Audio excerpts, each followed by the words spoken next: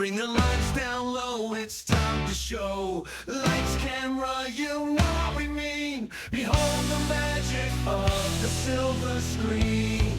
Some movies rock, some movies shock. They're powerful, alright. We cover them all on your favorite part. So many movies we can choose. Even when you win, you lose. Life moves pretty fast.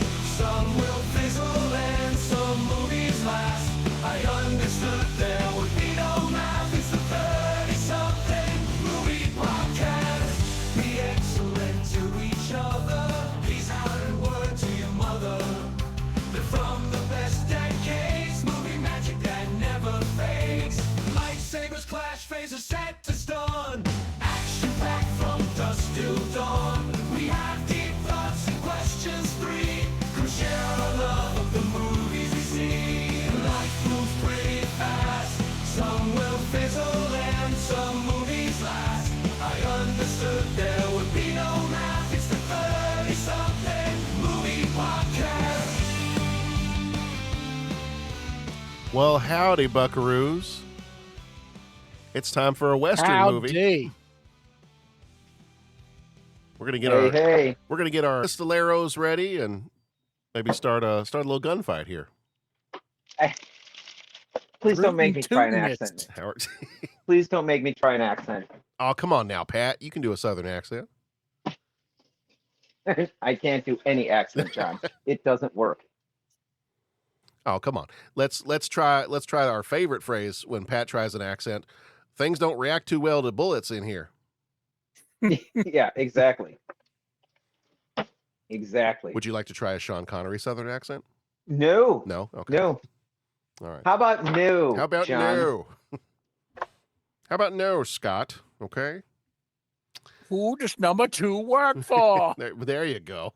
Oh boy, that was well done. See, they were like, "Come on, Pat, try it. Try the accent. It'll be great. We'll have a great time." And then you pull that out and sound amazing. So no, I'm not going to be trying the accent. All right, Moneypenny, how about no? Oh, he never said no to money. No, he did not. He did not. But we're not here to talk about Bond, James Bond. We're here to talk about Dead, Quick and Dead. It's the 1995 movie The Quick and the Dead, directed by Sam Raimi and chock full of a bunch of celebrities. Mm-hmm. This is one of those, in fact, when I It watched it, almost rivals like Mad World and Around the World in 80 Days. a little bit, like it felt Yeah. a bit like Throw them all in there, man. like when you see the cast of something like Mars Attacks, when you see the cast of that, you're like, Yes. who's not in this movie? Yes. And that's That kind is of a this one. great Yeah. analogy. That was my wife had never seen this movie before. We've seen a lot of Westerns, and her parents loved Westerns, so it was kind of interesting as to how this one got missed. But we were Sure. watching it the other day, and that was her first comment, was like, there's a ton of people in this movie. Mm-hmm. Mm-hmm. So, but we will get into that. We spoil freely here, so just be warned as we get into our discussion. If we mention a movie that you don't want to hear anything about, maybe just hit the little skippity skip button there a couple of times, and you can just jump right past that. If you have not already, you can visit our website, 30, that's 30, and the word podcast.com. You can leave a rating, a voicemail. You could become a co-executive producer via Patreon on there. And thank you so much to all of our Patreon folks who help keep the lights on over here, keep things running. We really, really appreciate your support and really, really just enjoy getting to know you all. And I can't recall when the last time we recorded was, so I can't recall if I've already said this. Got to meet one of our Patreon patrons, got to meet Podrick. That's awesome. Just got back from Ireland and got to meet Podrick. And I don't know if I've told you guys this on or off the mic yet, but because the last couple weeks have kind of been a blur. But one of the funniest things about this was Podrick was gonna take us out to dinner to his favorite pub when we were there. And so I thought, I have to bring Podrick something. So I brought him a Chicago Cubs hat. And so I gave him the Cubs hat, and he immediately put it on before we went in the pub. And we go in the pub, and he goes up to order a couple of pints of Guinness for us. And he turns and he looks at me and goes, I see what you did here. You made me look like the tourist. Mm-hmm. And he kind of did, but that's fine. That's fine. It's the Cubs hat looked great on him. I told him if he comes to Chicago, we'll take him to a Cubs game. But it was awesome to get to meet Podrick and just, you know, have dinner with him and just talk movies and just talk about life and family and Ireland and America and fun stuff. And yeah, it was a great time. So, but yeah, so we are here to talk about The Quick and the Dead. So for this one came out on February 10th, 1995, rated R, with a runtime of 1 hour and 48 minutes, directed by one of my favorites, Sam Raimi, who did Army of Darkness and Darkman. There's a lot of dark there with Sam Raimi. Mm-hmm. A lot of dark, a lot of evil, and a lot of dead. He's an interesting dude for sure. He is. There's a little Spider-Man in there somewhere too. I don't want to leave that one out. Writer was Simon Moore, who did Traffic from 1989 and The 13th Warrior. Producers were Joshua Donnan, Patrick Markey, and Alan Shapiro. Donnan did Chocolat and The English Patient. Markey did I'm Not There and Horton Hears a Who. And Shapiro did The Addams Family and Addams Family Values. Composer for this one was Alan Silvestri. Alan, I did not get scoring a Western out of my system even after doing Back to the Future 3 and Young Guns 2, so wanted to do this one as well. Silvestri, yeah, I mean, right away, you could clearly tell that this was the Alan Silvestri score, and you hear some little hints of a little Back to the Future 3 in some of the stuff he was doing. Yeah, and I really like this. Yeah. I really like this score. That trumpet thing that was going whenever there was like this momentous moment, there was that trumpet solo. I really dug that. Yeah, I really enjoyed the score to this movie. Yeah. Yeah, typically Sam Raimi in a lot of his other stuff, let's see, he's worked with Danny Elfman, and I'm trying to remember, I'm blanking out on the guy who did the Evil Dead stuff, Joseph Loduca. So Joseph Loduca and Danny Elfman are the two of the people that Sam Raimi tends to work with a lot. So this is one of the first times, I think, the studio said, no, we want a really big name for this one. So they matched him up with Alan Silvestri. And I believe I had read an interview where Alan Silvestri said he had a great time working with, I don't know that they ever worked together ever again, but Alan Silvestri, I believe, said he had a great time working with Sam Raimi on this, had a lot of fun with him. So, yeah, cool. Cinematographer was Dante Spinati, who did Last of the Mohicans and L.A. Confidential. Editor was Pietro Scalia, who did Black Hawk Down and JFK. Production companies were TriStar Pictures, Indie Prod, Japan Satellite Broadcasting. Budget was $35 million. Box office was $47 million. Flickmetrics gives it a 64%. CinemaScore gives it a C+. So that's a little bit on the lower end of the cinema scores. Yeah. So I'm wondering if people went in thinking they were going to get a traditional Western, and maybe the Sam Raimi camera work threw them off a bit. Sure. I'm just going to take a guess. Yeah. I've got some thoughts on why this maybe ran up against that. I've got a few thoughts on that. I can offer them now or offer them later, whatever you think. But well, let's get through the rest of the actors and that stuff, and then we'll jump on into that. Okay. Yeah. Sharon Stone played Ellen the Lady Mackenzie. She was in Basic Instinct and Casino. Gene Hackman chewed up all the scenery as John Harrod. Yes, I am going to jump in and say that. Yeah, like as soon as he came on screen, it was like, yeah, he stood tall in this movie. Before we started recording, I think the words you used were Gene Hackman came in and big dogged everybody. Yes. Yeah. And I didn't sense it as a competitive thing. Like I thought he elevated everybody around. Oh yeah. Him. You know what I'm saying? Like but no, he really just was on it. Like he was all over this. When a particular presence walks into the room, I think that's kind of the feeling when Gene Hackman comes into this movie. Yeah, it was right there. Yeah. And I mean the people that he had to work with were no slouches. I mean it was solid. But absolutely. But he was like, yeah. It was like the all-star team and he was the quarterback. You know, I mean right. It was just right. It was right there. Yeah. So he played John Harrod. He was in The French Connection and Unforgiven. Russell Crowe, I believe this might have been his first American movie. He played Court the Preacher. He was in Gladiator and A Beautiful Mind. Leonardo DiCaprio, this is also early in his career, played Fee the Kid. He was in Titanic and The Revenant. Roberts Blossom, who passed in 2011, played Doc Wallace. He was in Home Alone and Deranged. Kevin Conway was Eugene Dredd. He was in Gettysburg and Invincible. Keith David was Sergeant Clay Cantrell. He was in They Live and Requiem for a Dream. Lance Henriksen was also awesome in this movie. Played Ace Hanlon. He was in Aliens and Millennium. Pat Hingle, who passed in 2009, played Horace. He was the innkeeper. He was in Batman and Splendor in the Grass. Gary Sinise was Marshall McKenzie. He was in Forrest Gump and Apollo 13. Tobin Bell was Dog Kelly. He was in Saw and The Firm. Mark Boone Jr. was Scars. He was in Memento and Sons of Anarchy. And Faye Masterson was Maddie Silk. She was in Goldeneye and War of the Worlds. A couple of really fast trivia things here. Sharon Stone was so taken with her horse, the horse's name was Magic, during filming that she ended up buying Magic after production wrapped, and she later said, "I have been riding all of my life, but never on such a fine horse as this."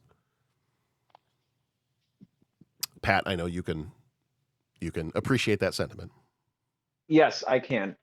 I can very much appreciate that sentiment. Leo DiCaprio almost didn't make the cut for this movie until Sharon Stone stepped in. Because she was one of the producers on this movie, she had a pretty heavy hand when it came to who was going to be starring in this movie, directing this movie. The studio actually was not willing to pay Leonardo DiCaprio's salary, so she personally covered the cost because she wanted him in this movie. Russell Crowe also was not going to be in this movie until she handpicked him for the role of Court. Studio didn't want him because he was a complete unknown to Americans at the time. And then this was also one of my favorites. When it came to choosing a director, Sharon Stone only considered Sam Raimi. The studio gave her a list of studio-approved directors, and she said, "No. I saw this movie called Army of Darkness. I love it, and I want that guy to film this Western for us." So, I think that's outstanding. I think it's outstanding that you watch Army of Darkness, and then you go, "I want this guy to make a Western." So that's awesome. I don't know if you know this or not because you didn't see him anywhere other than the credits. Bruce Campbell was supposed to be in this movie. Really? Ash Williams himself filmed several scenes for the movie, and all of them ended up on the cutting room floor. He had a cameo sequence during a wedding sequence and played a background character, but all of his footage ended up getting cut. That's sad. So if you see, his name is still in the credits, and actually pretty high up in the credits, but he does not appear at all anywhere in the movie. Another thing I thought was kind of fun with this one, with 12 Westerns filming in 1994, 12 Western movies were being filmed around about the same time, the costume department was running into some problems in terms of finding authentic Old West outfits.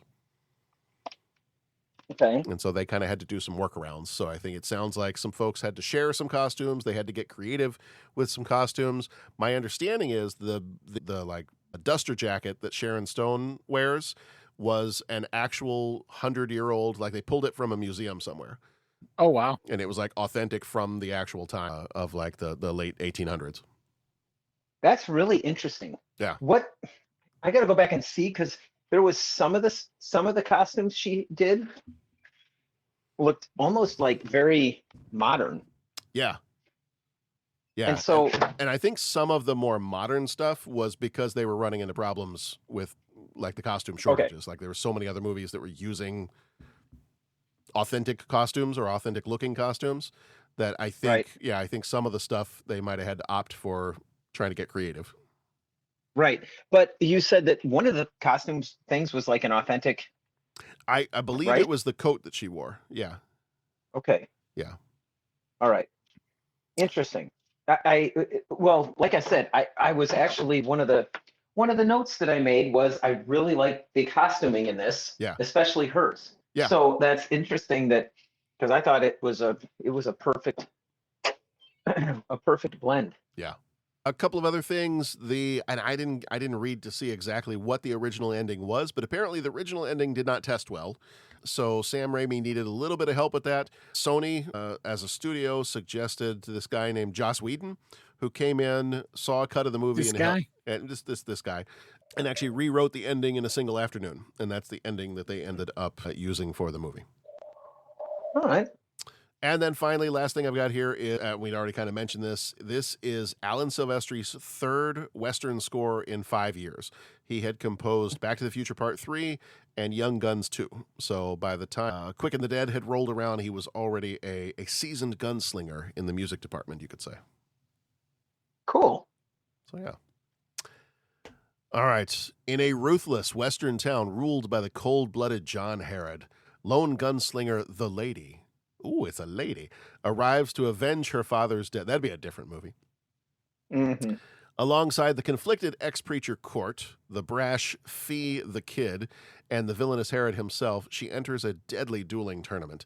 As alliances shift and bullets fly, revenge ignites, and the town of redemption will never be the same.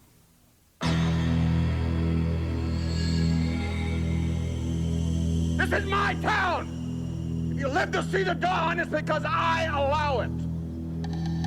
I decide who lives or who dies. In a town called Redemption, death is a way of life. Some fight for money. Some fight for glory. But one stranger has come here, looking for something else. I now declare the quick draw competition open. Anybody can challenge anybody. Sign me up. Sure must want to die young, miss. She can play their game. Want to play poker with me, little lady? Looks like you're having a pretty good time playing with yourself. She can beat their odds. Did you ever kill anyone? Sure. I don't think you have. But there's one thing she can't do. Why are you really here? You're no gunfighter. Forget the past. String him up! Put him on a chair! Some people deserve to die. TriStar Pictures presents Sharon Stone, I'm gonna kill you if I have to ride all the way to hell to do it. Gene Hackman, There's nothing on this earth that frightens me now. Nothing. Leonardo DiCaprio, Hey, my man. in a film by Sam Raimi, The Quick and the Dead. In this town, you're either one or the other.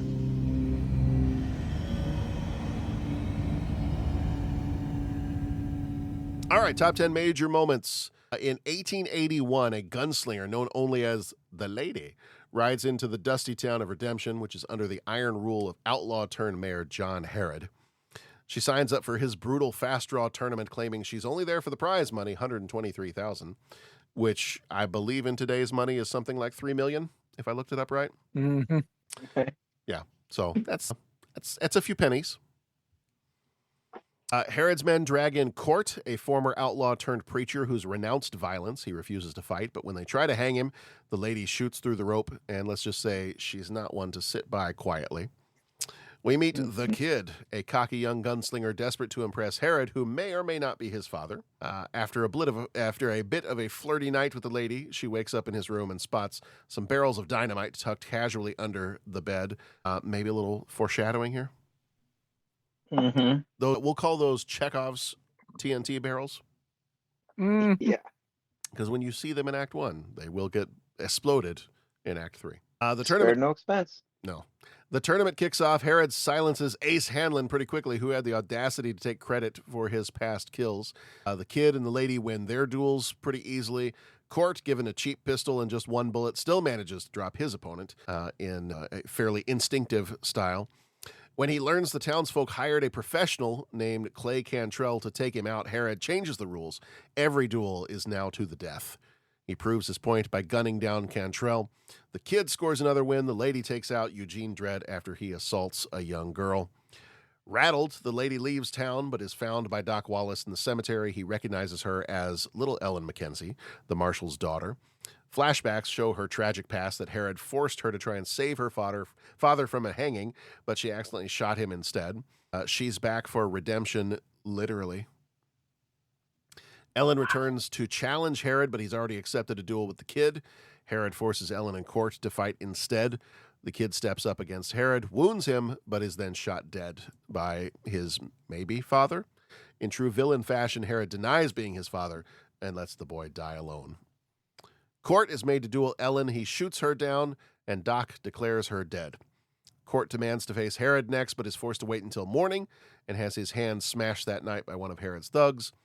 As the sun rises, Herod kills his own man for hurting Court and admits that he fears him just a bit. As their duel begins, explosions rock the town, buildings go up in flames, including Herod's own home. Out of the smoke strides Ellen, alive, armed, and ready. With Court handling the henchman, Ellen steps up to Herod, tosses her father's badge at his feet. He shoots her first, but she survives long enough to return fire straight to his chest, finishes him with a shot to the eye.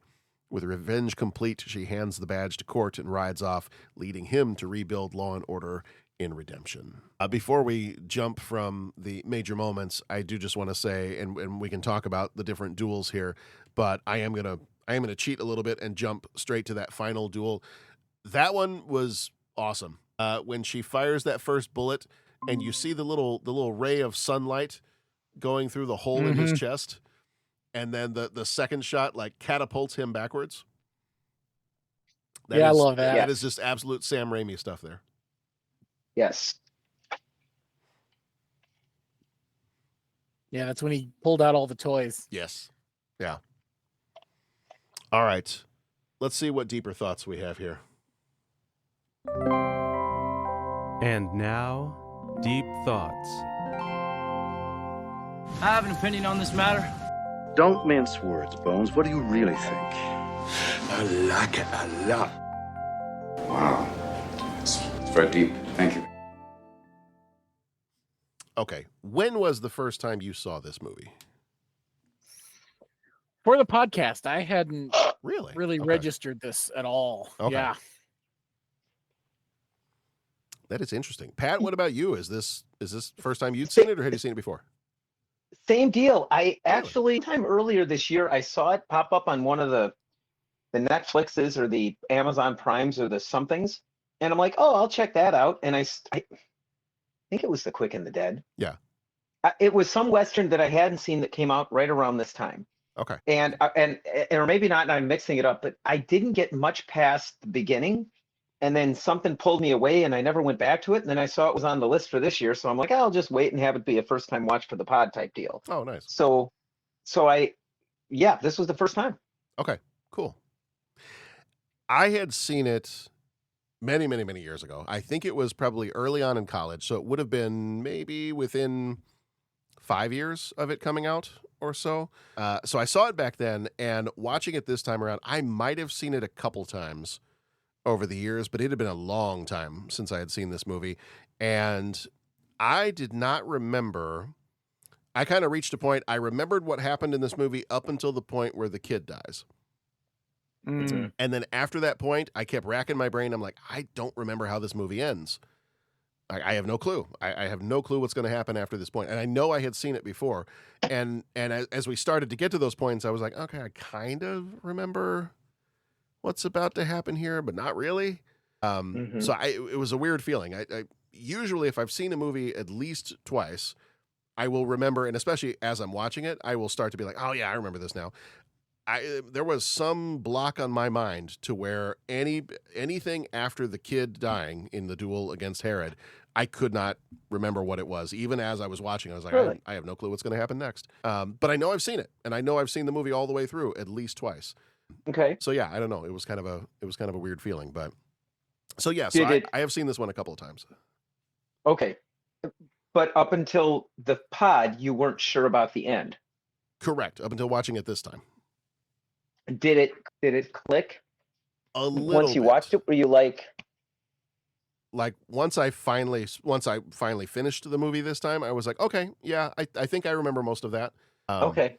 But Interesting. but yeah, a lot of times as I'm watching something that I'm fuzzy memory wise on, as it's happening, I'll be like, okay, I remember this now. I remember this, and this one that was not happening at all until I had finished Okay. watching the movie. I could not have told you anything that was going to happen next. Hmm.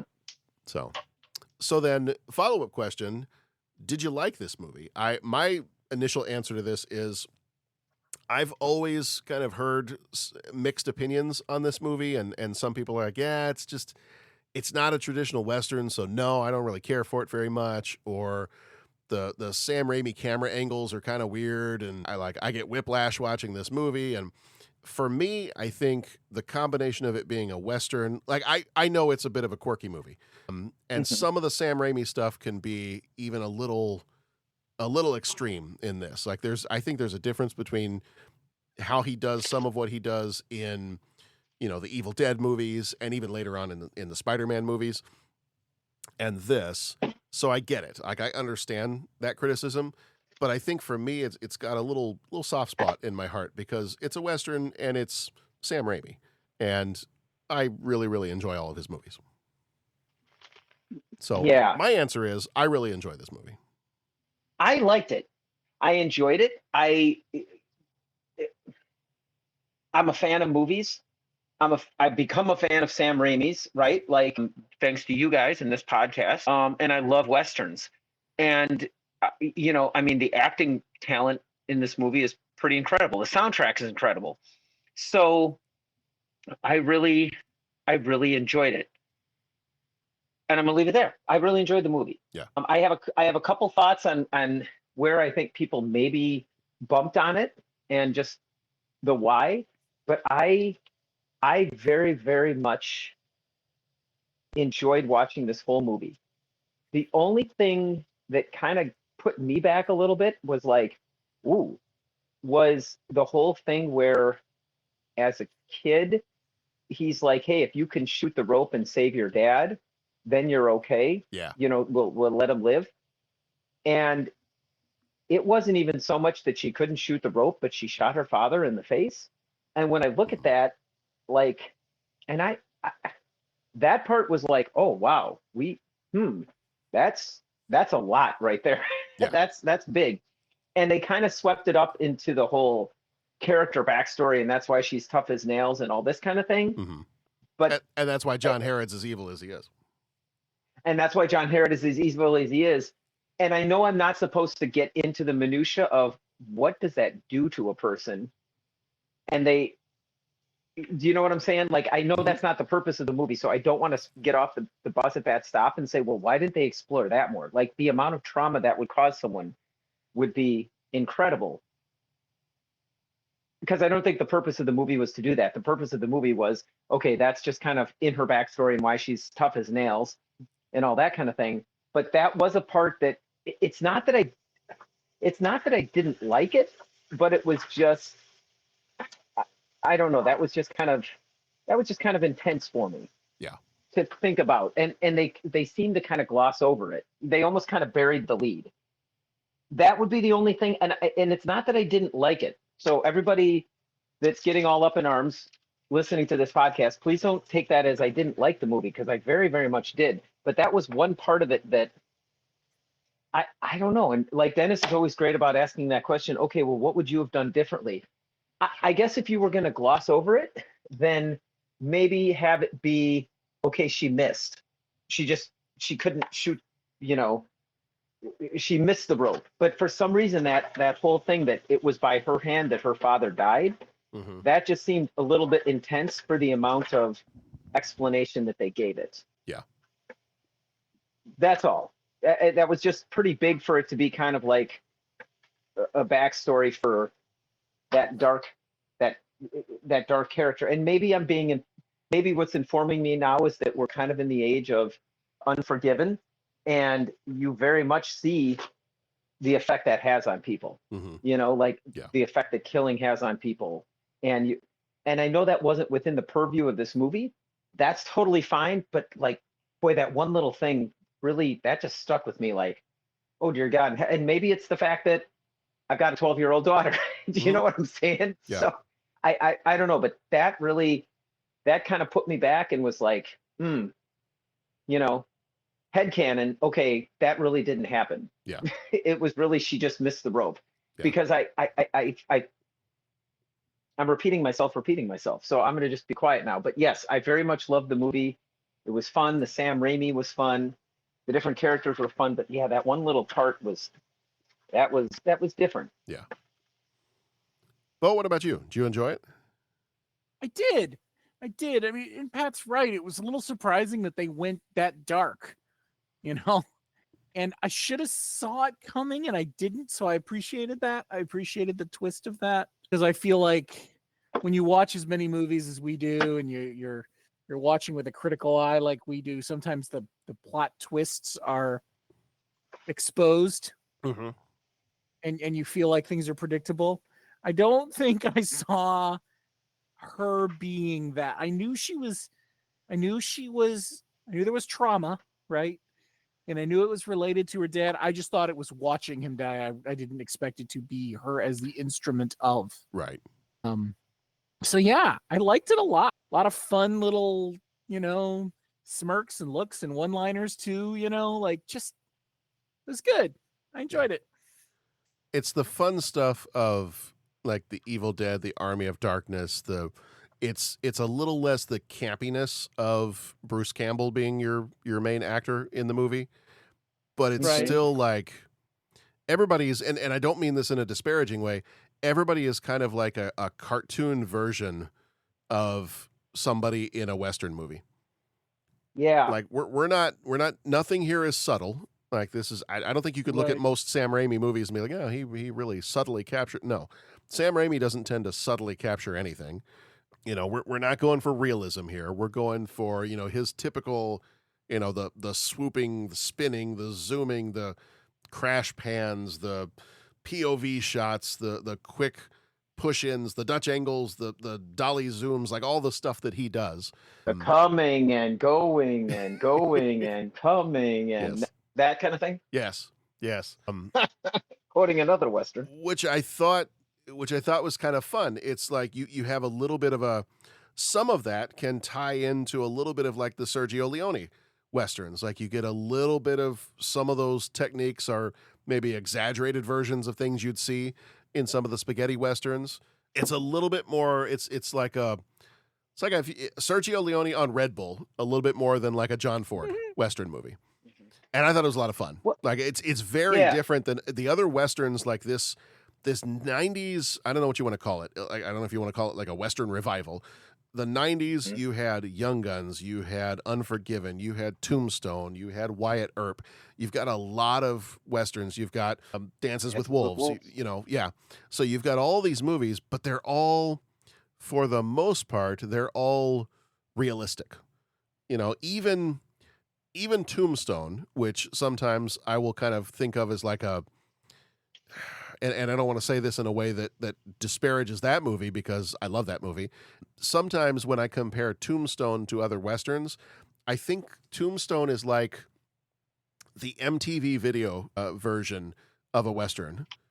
Like it's a little more rock and roll, I think, than some other Westerns. Tombstone. Yeah. Interesting. Yeah. Not to an extreme, but I just compared with some other maybe more realistic Westerns. I feel like these are like the rock stars of the Western world.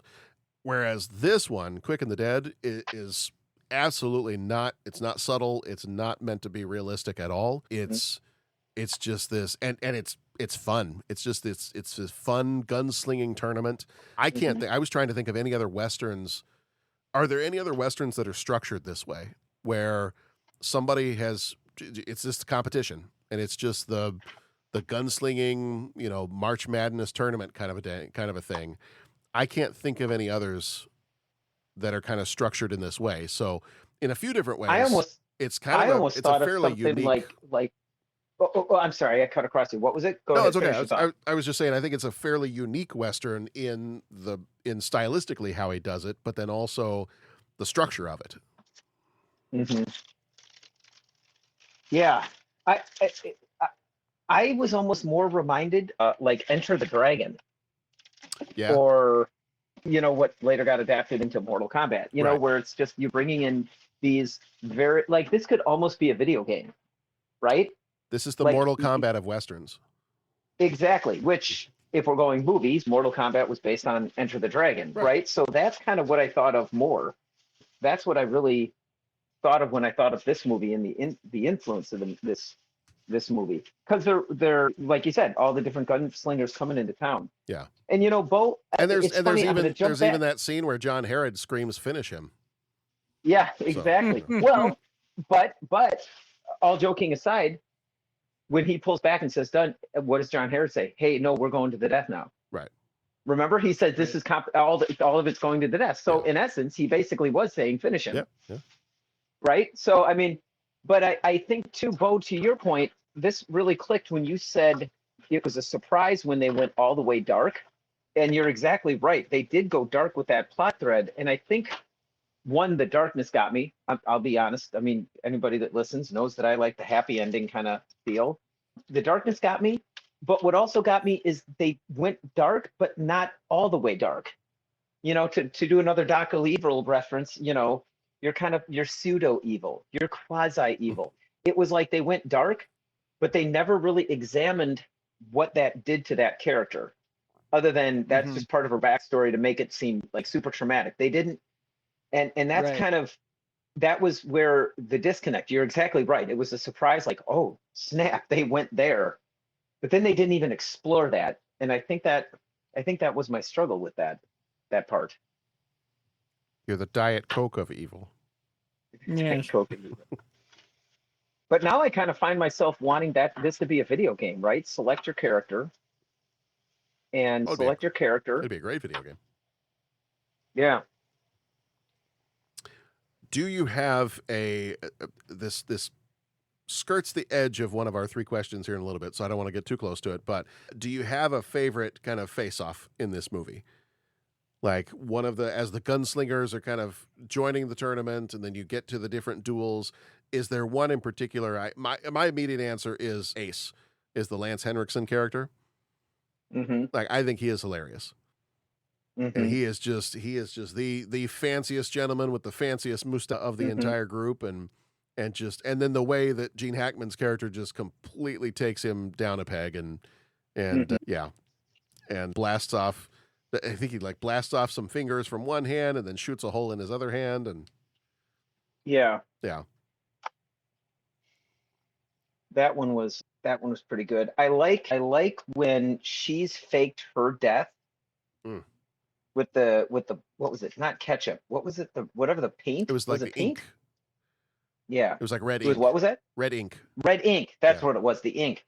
When she fakes that, and then all of a sudden, I think it's when the gladiator is facing off with Gene Hackman, and then all of a sudden, like, everything just starts exploding.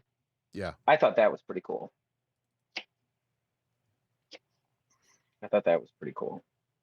Yeah, I think not really so much an actual face-off, but like the earnestness and eagerness of the kid was interesting to me. Like, it was all the, hey, I'm gonna be in a gunfight. I'm gonna be in a gunfight. No, you're kid, shut up. And then he finally gets in one, and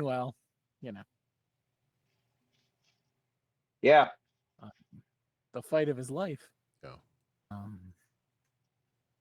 But I think the way they wrote all the gunfights was so interesting because each one had a purpose.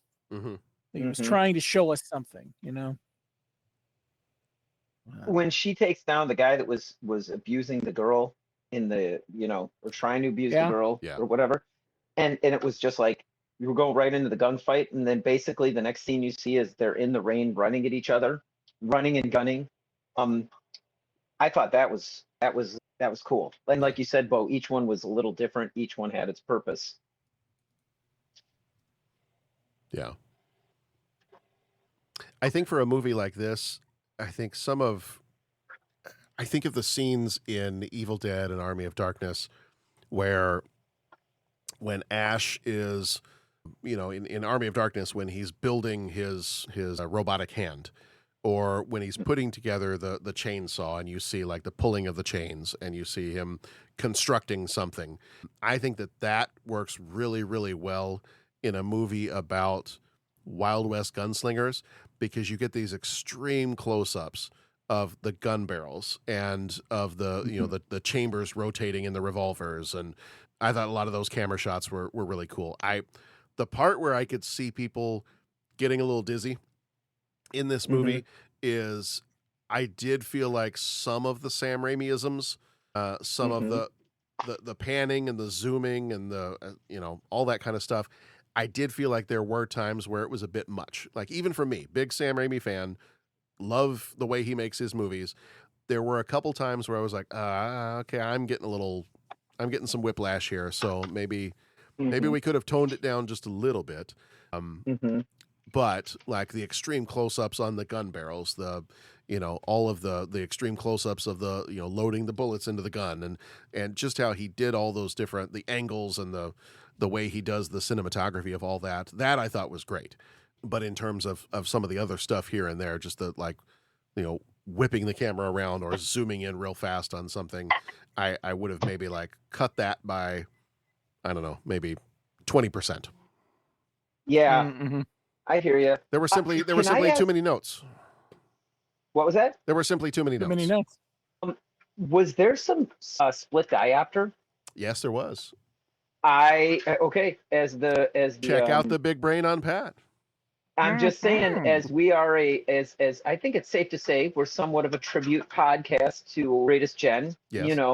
What did they describe split diopter shots is like catnip for Greatest Gen podcast fans, right? Or it just drives us wild. And there were two of them. Yes. There were like two or three of them. And then there was that telescoping one that you also saw in Jaws. Yes. When the first shark attack, and he's sitting on the beach and it zooms in on Chief Brody. Yep. And I think that's called telescoping, right? Or what is that called? Yeah, I'm blanking on the official name, but yes, you're in the right place. Where are you, Dennis? We need your help with this. What are the camera angles? But no, like that stuff was really good. So yeah, those camera angles I found very effective. I really dug those. I think I believe the official term is a dolly zoom. Dolly zoom. And then I think I can't remember. I should have. You know what? I got to start making notes for these things. But dolly zoom is where you move the camera closer or farther away while also zooming the lens in and out to keep the subject size while changing perspective. Okay. So dolly zoom. Okay. Yeah. Hitchcock used it. $1. Yeah. Hitchcock used it a lot. The Jaws, the shot you're thinking about in Jaws was the same one. Yeah. Yep.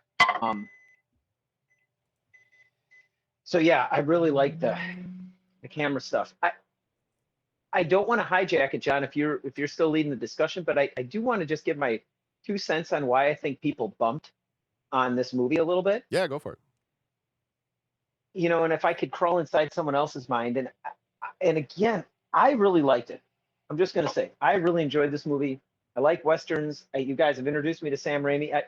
I think 2 things. I think one is this movie was like different than the other Westerns that were coming out, right? Like you mentioned the ones that had a little bit more case of realism. I mean, everything down to, Dances with Wolves, that was just incredible.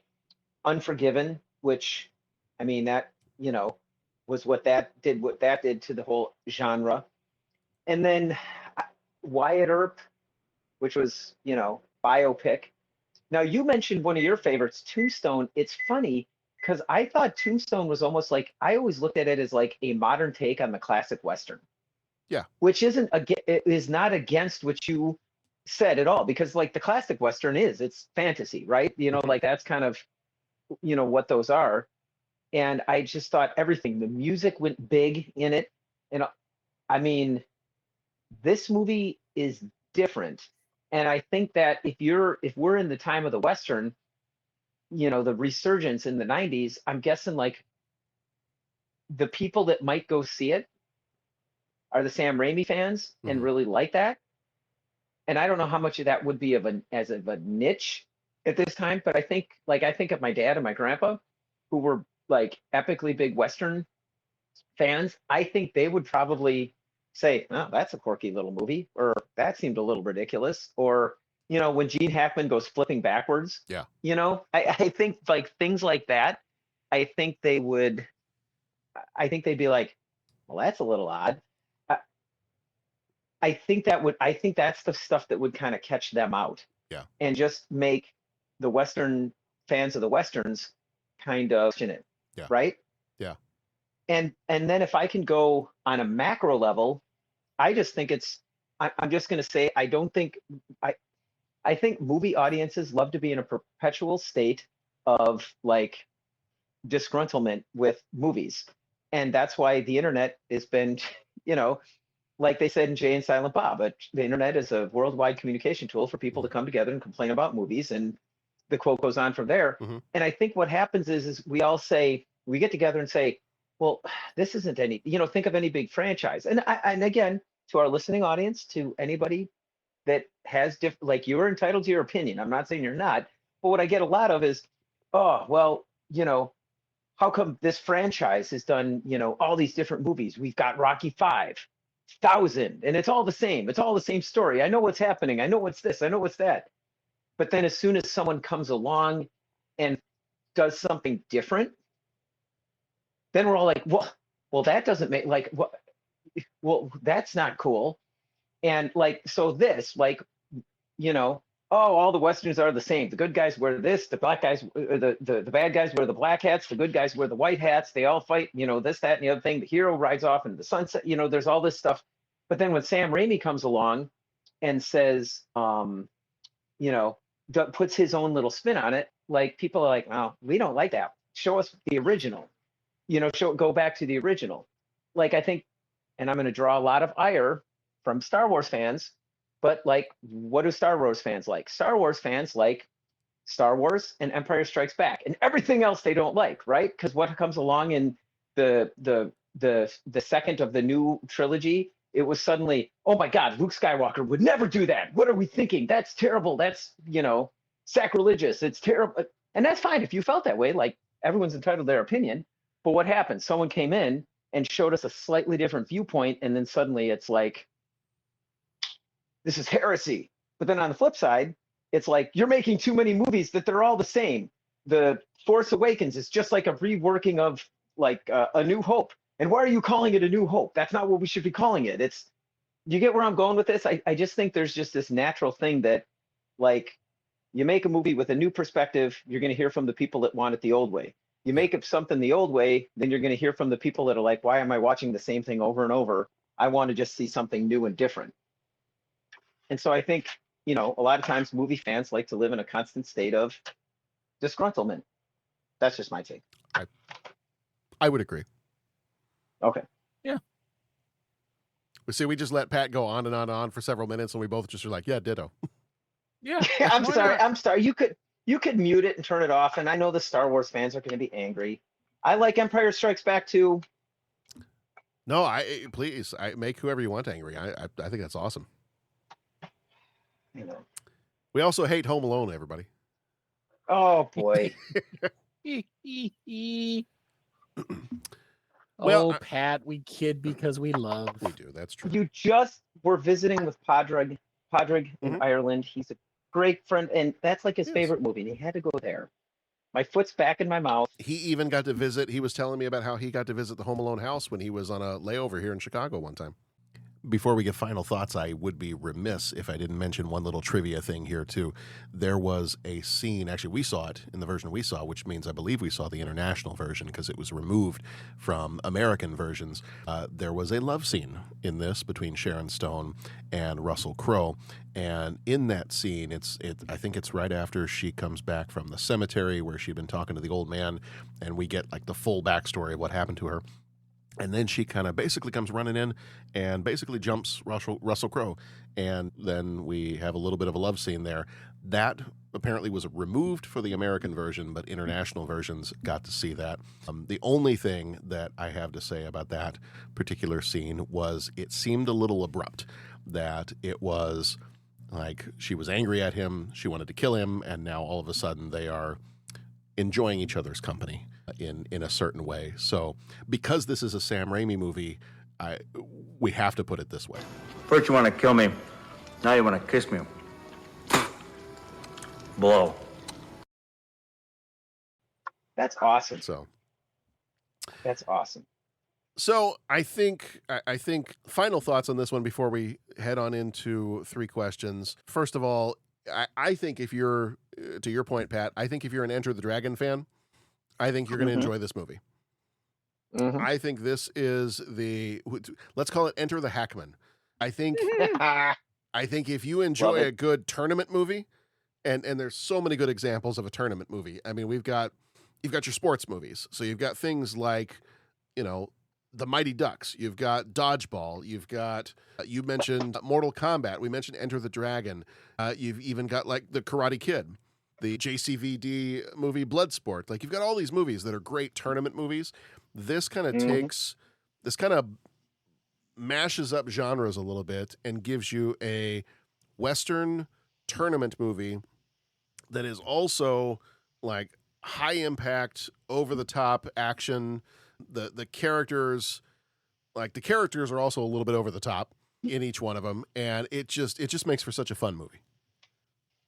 It's not your grandma's Western. We'll put it that way. So, all right. Anything else before we go into 3 questions? Before the clock chimes on the hour, you got to listen for the click first. But listen for the click. How cool was that? That was cool too. Yeah. Yeah. All right. Anything else before we go into 3 questions? No, sir. I think we got it. All right. Okay. It's 3 questions, but this time it's to the death. He asks each traveler 5 questions. 3 questions. 3 questions. It's impossible to answer. Impossible because you don't know the answer. Nobody could answer that question. I want to ask you a bunch of questions. I want to have them answered immediately. What you just said is one of the most insanely idiotic things I have ever heard. At no point in your rambling, incoherent response were you even close to anything that could be considered a rational thought. Everyone in this room is now dumber for having listened to it. I award you no points, and may God have mercy on your soul. All right. Question number 1. If you had to face off in a duel with one of the gunslingers from this movie, who would you choose and why?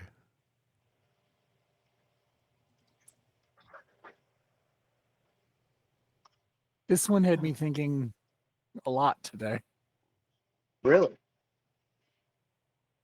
Well, because I got reasons for all of them, but but I think, what'd you come up with? I think it was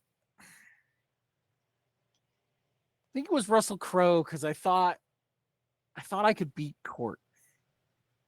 Okay. And all my thoughts all came down to I'd like to live when this is over. So yeah, yeah. Okay. Simple stuff, but that's kind of where I was with that. I picked Scars because that one eye doesn't look so good, and I think his depth perception is probably off. Fair.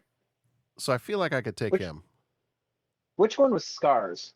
Scars was he was the like prison convict that showed up. He was trying to hit on the lady at the beginning, and he was the one that everybody kept complaining how bad he smelled. Oh, okay. Yeah. Got it. Yeah, he had that one eye that didn't look so great, so I kind of figure maybe he's not seeing straight. I got 2 guns. I was gonna say he's probably seeing double. One for each of you. I got 2 guns, 1 for each of you. Hey, I had a little accent there. You did. Go you back did a nice job. Yeah. There it is. There it is, everybody. You missed it. It was there. I'm gonna take that and turn it into a sound drop. Oh God. I guess I'd go with the guy that was trying. I don't know if he was trying to attack the bartender's daughter, who the bartender was trying to sell into prostitution. Right. I mean that whole thing. Not a whole lot of redeeming for a town called Redemption. There's not a whole lot of redeeming characters in it. Right. Nope. Nope, nope, nope, nope, nope. Yeah, I mean, come No, on. I think that guy. Come just on, 'cause Commissioner he was Gordon. Yeah, Commissioner Gordon. Yeah, Commissioner Gordon. No, the guy that was trying to attack Gordon's daughter. Right. Yeah. Like, and basically because he's, in the words of Hannibal Smith, a first-rate scumbag. Right. You know, and I don't think he was really that good. I think he was just, you know, yeah. Yeah. Yeah. All right. Question number 2. If you had to select a handgun made in the 1880s to duel with, which one would you choose?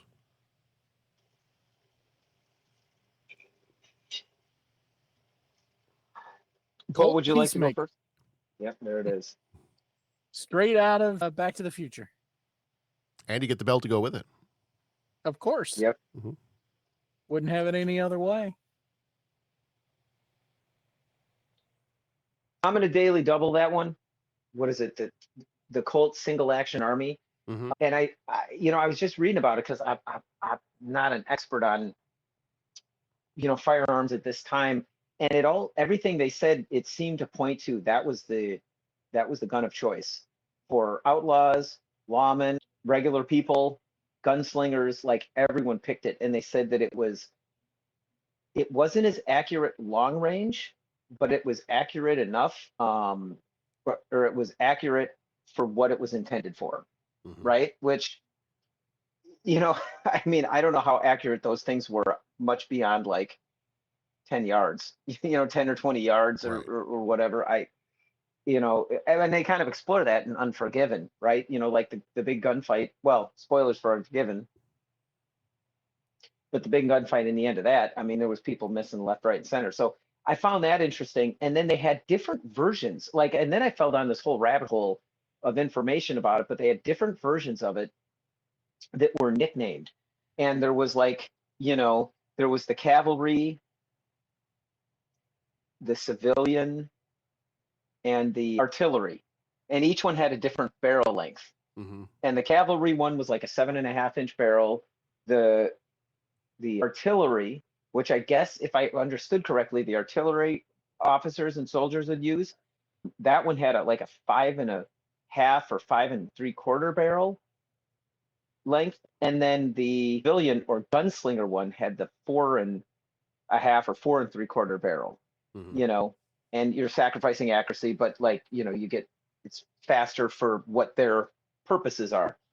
So anyways, I found that whole thing pretty interesting. And then I fell down this thing that Wyatt Earp, and I think they show it in Unforgiven or in Tombstone, when he opens up the case, and he's got the bunt line special, and which is supposed to be a modified one with like an 11 or 12-inch barrel on it. I was reading about that, and they said that that it was actually the guy that invented the bunt line special was actually a dime store novelist, and put that in his fictionalized account of Wyatt Earp. And Wyatt Earp didn't, it was this whole big history on this thing, and it was really, really interesting. But the claim that I was finding on the internet, and boy, if anyone's got more information, like I said, it was just a little bit of research I was doing in the last day or so.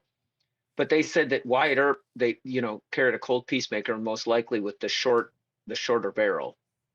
So anyways, that would be it. And I'd probably have it chambered in .45 caliber. Okay. And so there, I'm going to daily double bow. Nice.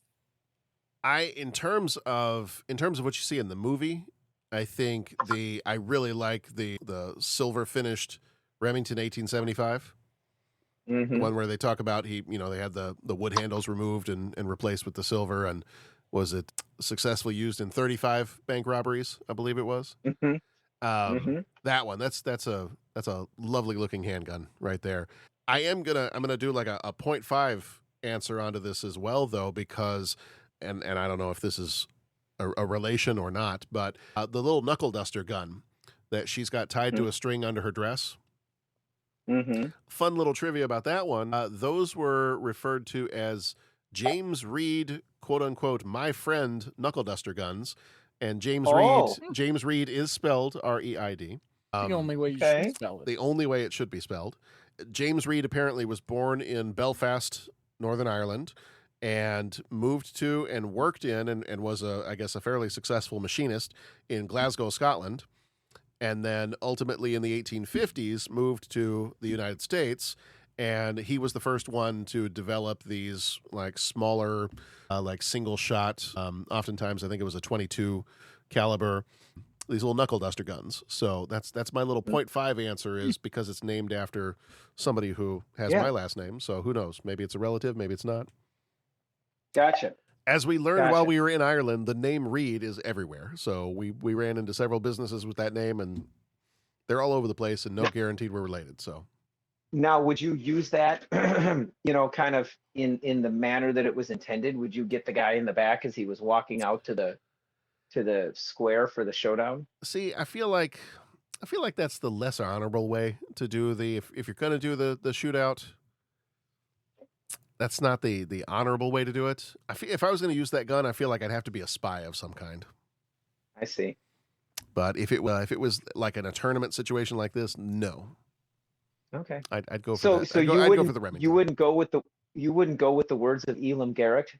Garrick, you would actually shoot someone in the back. Of course you would. Well, it does tend to be the safest way. That's true. It's true. That is true. Elam Garrick was nothing if not efficient. That is also true. Mm-hmm. All right, and question number 3. What is your favorite Russell Crowe role? Oof. I like more of his stuff than I thought I did. Mm-hmm. And he's done a lot more new stuff that I realized. Mm-hmm. Yeah. Like I was shocked when I looked at his newer, because most of my memories of him are older. Yeah. For me, it's Gladiator. That was my answer too. I'm gonna daily double that one. I'm gonna daily triple that one. Runner up, LA Confidential. Mm-hmm. And then Master and Commander is something you gotta at least talk about. Yep. Yep. But yeah, I think for him, that role was just, it was good. Yeah. Yeah, I really liked him as Jor-El in Man of Steel. Right. But yeah, like Master and Commander, Gladiator. Gladiator is definitely tops for me, but he's great in A Beautiful Mind. Like that was a great movie. Yeah. Cinderella Man, that was another really good one.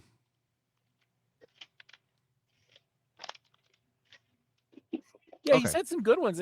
Those stick out in my mind and indelibly. Yeah. All right. Well, that is going to do it for our episode on The Quick and the Dead. And we are quickly moving our way through the month of July, Vengeance Month. Our Patreon episodes this month are the new Superman movie, is our full-length Patreon, and our Patreon short is Fantastic Four First Steps, also from this year. A couple of great movies coming out this month. And then so far this month, we have had 7 The Usual Suspects. We had The Quick and the Dead. Next time is going to be Lethal Weapon 3. That's one of our 10th anniversary rewatches. Lethal Weapon 3 from 1992. Then we've got, finishing out the month, Desperado and Die Hard with a Vengeance. So we've got some really, really good stuff coming up this month. I'm really excited for you guys to join us. Thank you, Bo, and thank you, Pat. Thank you, John. Thank you, John. All right, everybody, if you have survived the tournament up to this point, be excellent to each other. Go watch some good movies. Reload your chamber, and we'll see you back here next time. Bring the lights down low, it's time to show. Lights, camera, you know what we mean. Behold the magic of the silver screen. Some movies rock, some movies shock, they're powerful, alright. We cover them all on your favorite parts. So many movies we can choose, even when you win, you lose. Life moves pretty fast, some will fizzle and some movies last. I understood there would be no math, it's the 30-something movie podcast. Be excellent to each other, please add a word to your mother. They're from the best decades, movie magic that never fades. Lightsabers clash, phasers set to stun.